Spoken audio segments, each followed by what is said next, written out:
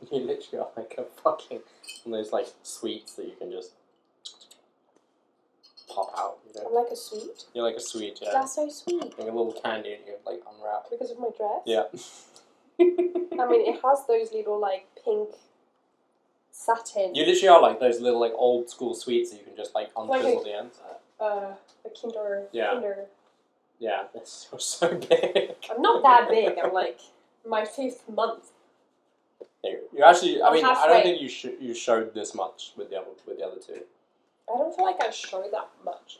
I show. Look how you look. Look at the gigantic. This is wait. How can I do this? Oh no, that you're sucking in a bit. No, That's not normal for you. You're more of a. No, that's how I am. Depends if I eat a fat burger. Yeah. Or if I'm just like eating like a bird. Anyways, apart from my candy dress, dealing with toddler crises. Toddler crisis. I think this is a topic that probably most parents would love. Well, they would have to encounter and deal with the toddler-saurus-rex. Goodness me. And for God's sake, Gail. I mean, Ollie. So we have 2 boys. Welcome to the podcast, by the way. Yeah, welcome. 2 boys. Ollie and Gail. Ollie is 6. Gail is 3. Ollie's nearly 6. Gail is 3. Yeah. And Ollie was just such an easy toddler. He had no toddler-saurus-rex moments. He was just so sweet, just happy to be here, and was kind of just enjoying life. I think he was the firstborn, that's why. Was the firstborn, had everything easy. But Gail was a absolute megalodon of a toddler-saurus-rex. And I think it's because he was the second-born. A lot of people say, oh, second-borns I think there's a science behind it. Honestly, there's a freaking science. How is it that you always say that the first one is the responsible, calm one, the second one is like nuts, and then you have the third, she's on the way. We can't really tell yet, but everyone tells us it's like the chill vibe, like peace and love kind of kid. Yeah. There actually must be a science. But if you look at all parents who have 3 kids, it more or less does follow that pattern. Yeah. It does. I mean, with all the love towards all the middle children, because we love them, they're like very creative normally and very like they have so much love in their hearts, but they're like so intense when they're babies. But like Gail, I also think it's because they have to fight for stuff. Like it's an evolutionary thing, right? Which is that they basically have this like when they're born, they have to compete for stuff, they only and it's a jungle, so like they compete stuff through getting violent, right? Yeah. I mean, Gail was now he's the most sweet, loving, just cute, cuddly, just my little baby. But like when he was 6 months, he entered his terrible 2s. A bit early. Very early. And he would do stuff like... If he wouldn't get what he wanted or was upset about something, he was gonna, for sure, launch back or launch forward. He would have no sense of self-preservation, and he would be sitting up, and something would mildly inconvenience him, and then he would be like, ah! Go Super Saiyan, and then do a full-on, throw his head back. And does not have any sort of like self-restraint on smashing his head on any hard surface. And then he would go on the front as well, and he would end up with like donking his head on the carpet. And then he would have bruises and everything. Bruises and cuts all over his forehead and stuff. I mean, it really worried me. Oh my gosh, it did. I was like, always like, I didn't, obviously we are also a couple that we don't leave our kids too much with other people. But the small amount of times that we've left them with my parents, I was like so worried about it. I was like, Mom, please be careful, because if he's sat down, like, you know, like playing or whatever, and he gets frustrated or angry about it, he will launch back or forward. And my mom saw it in my house happening, so she was very, very careful with it. But like, I think many times we just like avoided it by a chance of like a reflex, you know. You have to end up like, all right, Gail's gonna get mad, so I'm gonna stand behind him. Or like slip a pillow in front of him, so if he decides to go forwards, he hits his head. There's like those reels I've seen about the parents like last minute saving the kid by throwing a thing and then the kid lands on the pillow. That's how it felt. But no, we were really worried about it. We were like almost like thinking, obviously we couldn't compare much because we didn't have other people having the same issue. And I was starting to think, and you as well, I think, if it was a behavior I thought maybe his son with autism or something. I didn't know. I mean, you question everything as a parent because you obviously like are worried about not detecting something. And so Freddie on his side, he has a lot of teachers, and on my side I have my auntie, she runs that nursery. So I was like, I remember telling her, like, I'm really worried about this.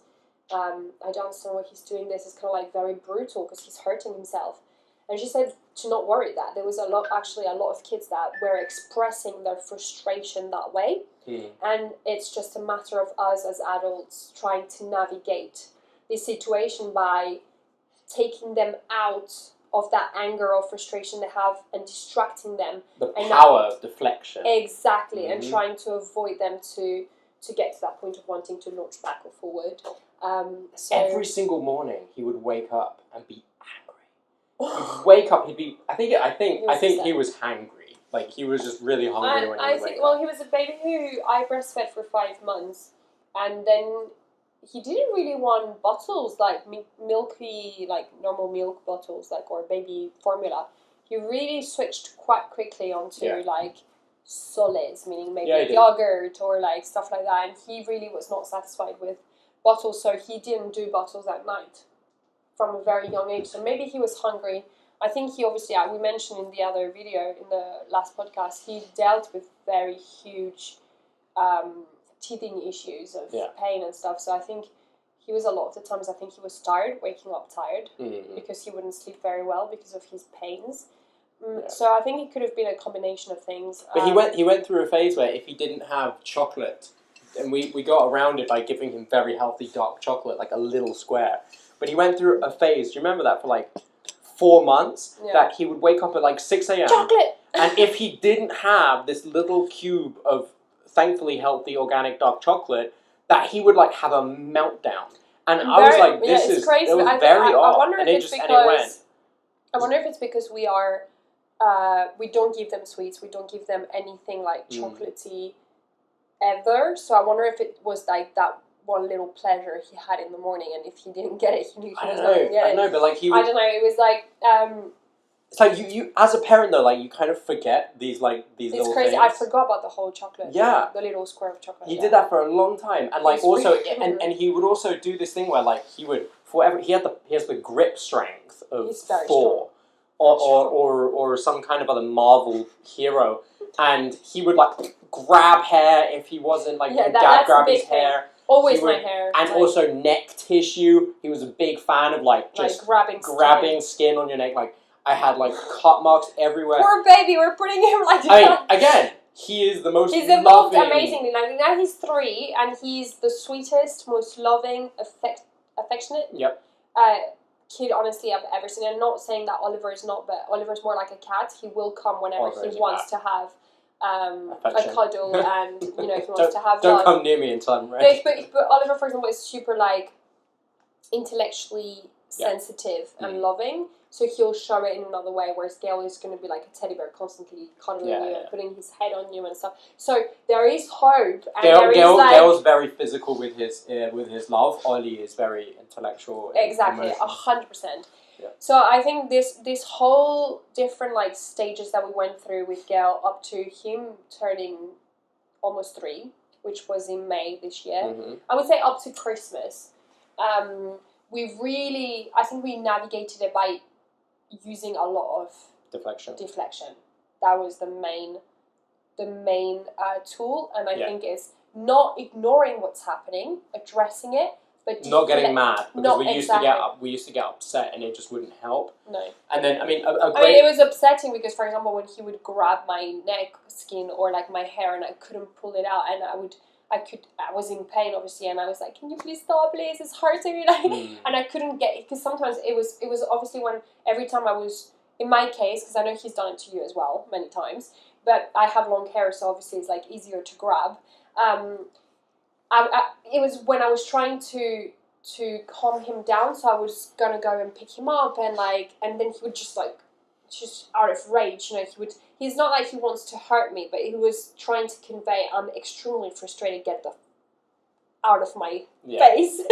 and so in the end, like sometimes when I was holding him, it was difficult to, remove his little hands and extremely his fingers have biceps, honestly. File nails, because we forget how sharp nails are when they're small.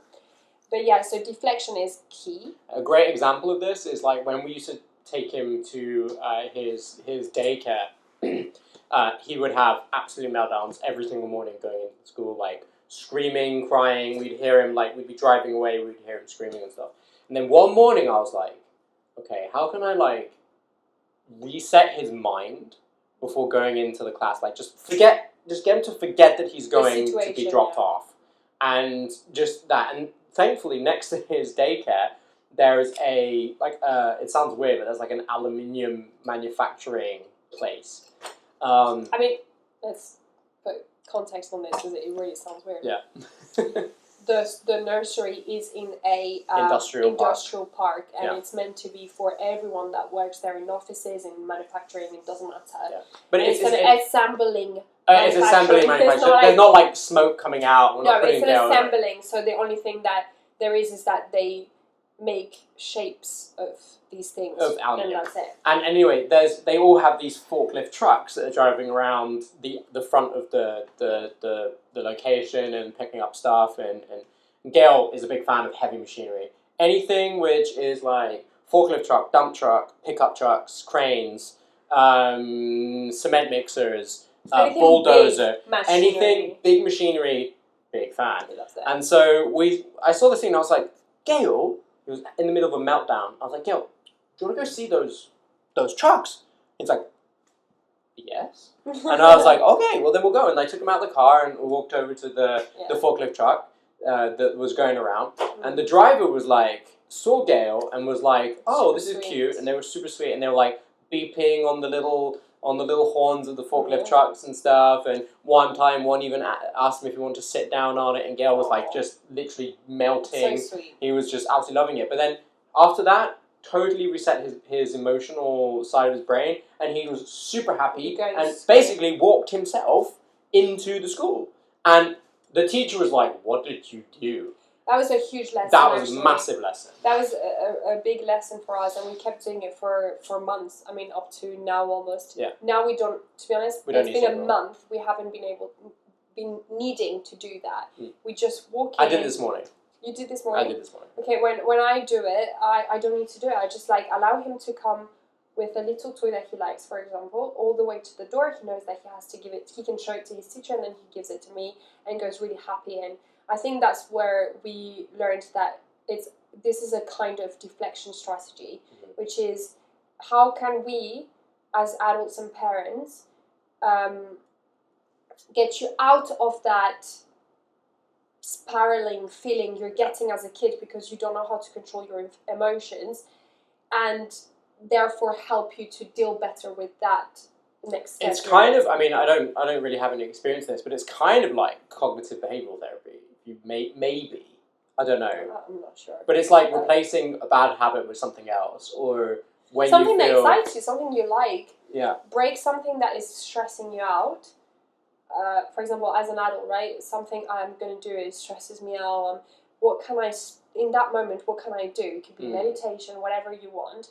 That I know I like, makes me feel good, so I can break out of it and deal with it in a more relaxed and rested way afterwards to do that more anxious thing that I have. So. I think with Gail though, it's like sometimes the deflection doesn't work and you have to be persistent still. But like over time, he's just gotten way better with it. But like at the beginning, like he'd be like, "No, I don't want that." Would just like throw the thing. He would actually swipe or throw the thing. But it's like you just need to be persistent with it. I think there's one thing I would add on this, which is mega important, is deflection doesn't mean that you are ignoring what they're doing badly. If they're doing something bad, you have to call them out. You need to call them out, and you need to say, "This is not okay. You shouldn't be." For example, when he was putting on my hair or hurting me, I would try to deflect the situation and say, "Oh, let's do this. And have you seen this? Oh, how long without playing with this?" But I would say, "You know what? You can't do this to mommy. You really hurt me when you do this. You know, you really upset me because you look now have marks here or scratches or whatever.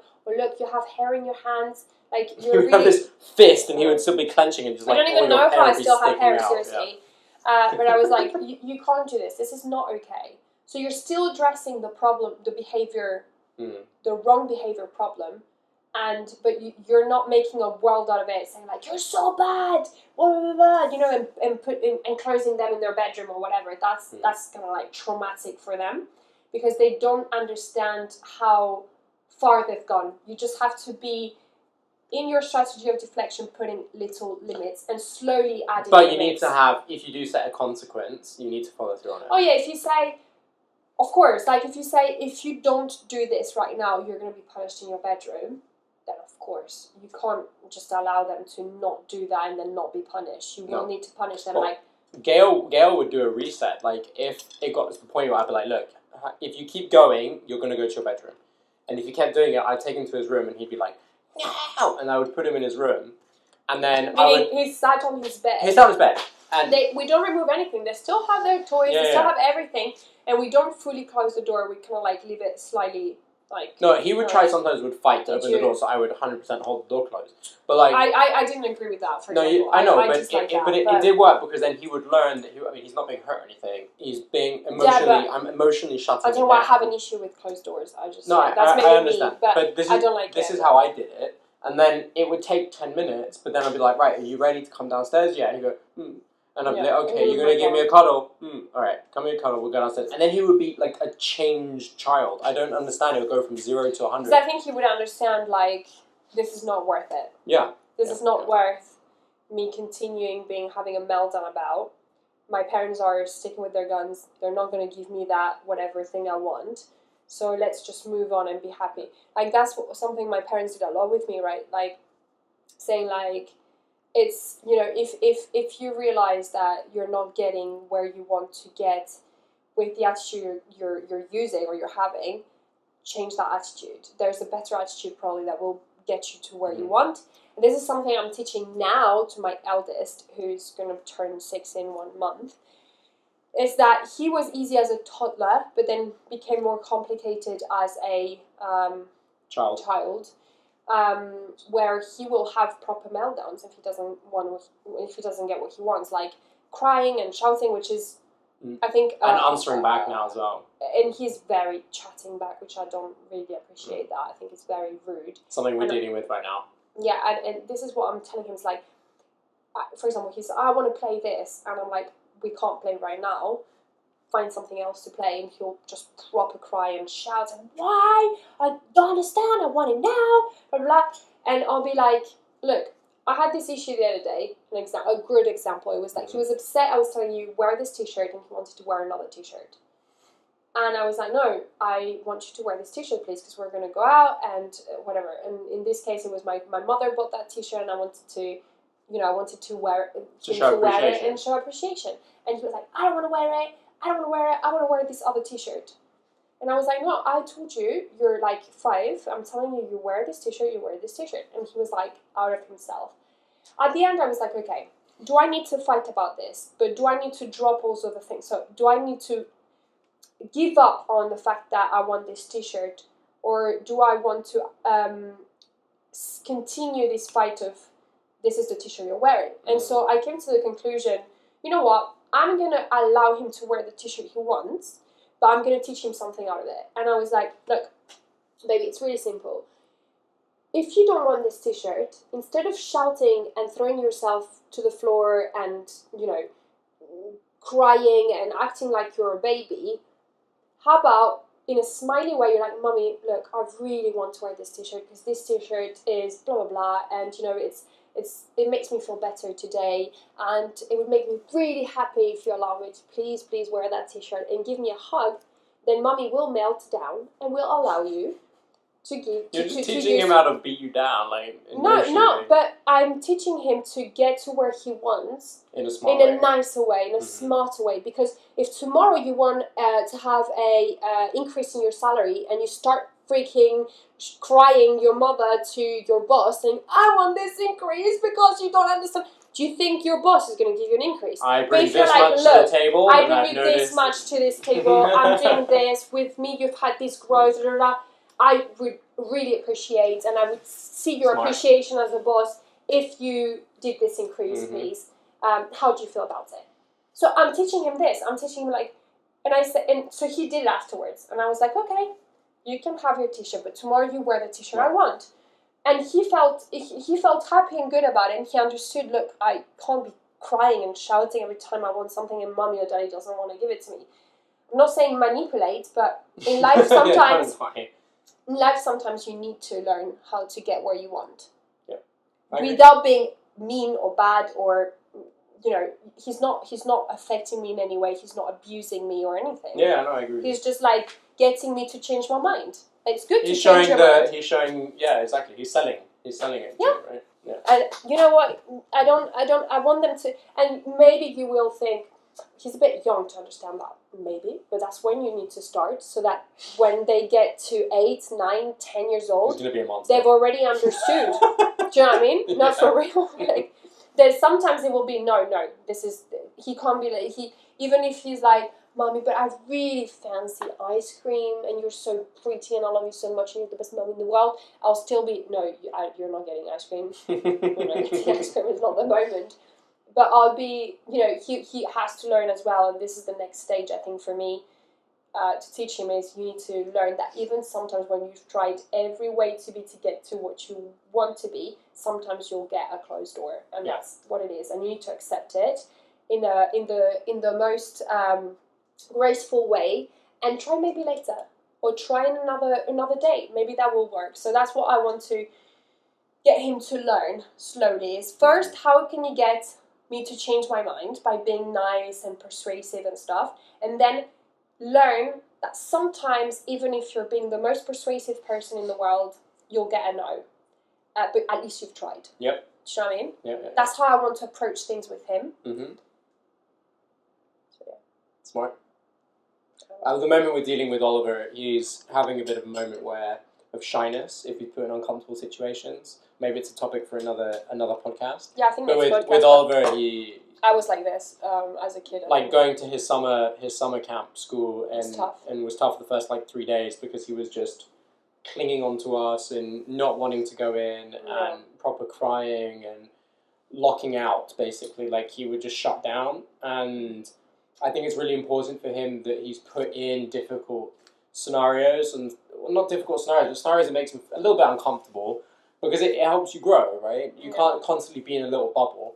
And so, I mean, he did it at a birthday party of a boy who he sort of went to school with, who he was invited to, and he completely shut down and would not leave my side, for example. Well, we had a conversation after that.